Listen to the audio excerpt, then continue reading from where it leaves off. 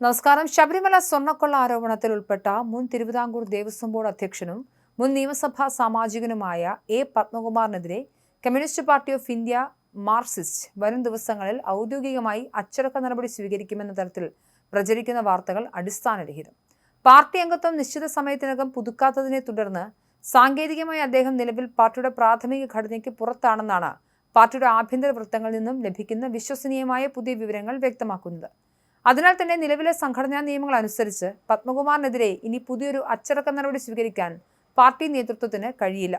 ശബരിമല സ്വർണ്ണക്കൊള്ളക്കേസിൽ പ്രതിയായി വലിയ രീതിയിലുള്ള രാഷ്ട്രീയ വിവാദങ്ങൾ ഉയർന്നു വന്നിട്ടും പത്മകുമാറിനെ സംഘടനയിൽ നിന്നും ഔദ്യോഗികമായി പുറത്താക്കാൻ പാർട്ടി നേതൃത്വം മുൻപ് തയ്യാറായിരുന്നില്ല. അദ്ദേഹത്തെ പാർട്ടിയുടെ പൊതുപരിപാടികളിൽ നിന്നും ഔദ്യോഗിക യോഗങ്ങളിൽ നിന്നും താൽക്കാലികമായി മാറി നിൽക്കാൻ നിർദ്ദേശിക്കുക മാത്രമാണ് അന്നത്തെ പത്തനംതിട്ട ജില്ലാ നേതൃത്വം ചെയ്തിരുന്നത്.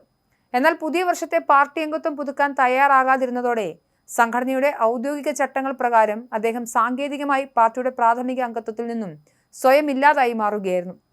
ഈ സാഹചര്യത്തിലാണ് പാർട്ടിയുടെ പത്തനംതിട്ട ജില്ലാ സമിതി വരും ദിവസങ്ങളിൽ, അതായത് ജൂൺ 15 ചേർന്ന് പത്മകുമാറിനെതിരെ കർശന നടപടിയെടുക്കാൻ സാധ്യതയുണ്ടെന്ന രീതിയിൽ വന്ന മുൻ വാർത്തകൾ പൂർണ്ണമായും തെറ്റാണെന്ന് രാഷ്ട്രീയ നിരീക്ഷകർ വിലയിരുത്തുന്നത്.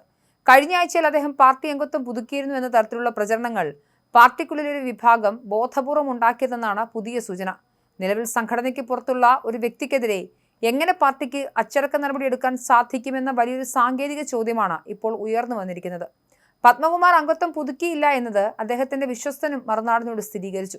അതേസമയം പാർട്ടിയുമായി വലിയ അകലം പാലിച്ചു നിൽക്കുന്ന എ പത്മകുമാർ തന്റെ നീണ്ട വർഷത്തെ രാഷ്ട്രീയ അനുഭവങ്ങൾ കോർത്തിണക്കി ഒരു വിപുലമായ ആത്മകഥ എഴുതാൻ ഊർജിതമായി തയ്യാറെടുക്കുകയാണ്.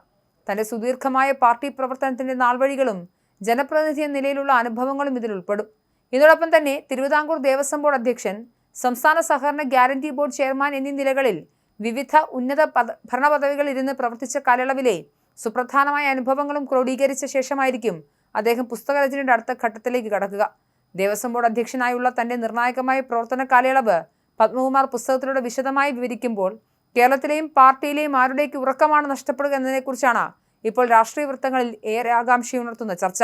സ്വർണ്ണക്കൊള്ള വിവാദവുമായി ബന്ധപ്പെട്ട് മുൻപ് പത്മകുമാർ പരസ്യമായി സൂചിപ്പിച്ച ദൈവതുല്യൻ എന്നത് വിശേഷിപ്പിച്ച ആ ഉന്നത വ്യക്തിത്വം യഥാർത്ഥത്തിൽ ആരാണെന്ന വലിയ ചോദ്യത്തിനുള്ള കൃത്യമായ ഉത്തരം ആത്മകഥയിലൂടെ വായനക്കാർക്ക് മുന്നിൽ വെളിപ്പെടുത്തിയേക്കുമെന്നാണ് അദ്ദേഹവുമായി അടുത്ത വൃത്തങ്ങൾ മറുനാടിന് നൽകുന്ന സൂചന.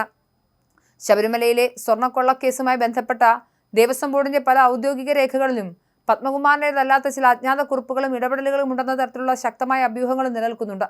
ശബരിമല മേൽശാന്തി നിയമനവുമായി ബന്ധപ്പെട്ട് അണിയറയിൽ നടന്ന ചില നിർണായക വെളിപ്പെടുത്തലുകളും വലിയ വിവാദങ്ങൾക്ക് കാരണമായ ശബരിമലയിലെ യുവതീ പ്രവേശന വിഷയത്തിൽ താൻ വ്യക്തിപരമായി സ്വീകരിച്ച യഥാർത്ഥ നിലപാടും പത്മകുമാർ തന്റെ ആത്മകഥയിൽ വളരെ വിശദമായി വിവരിക്കുമെന്നാണ് കരുതപ്പെടുന്നത്.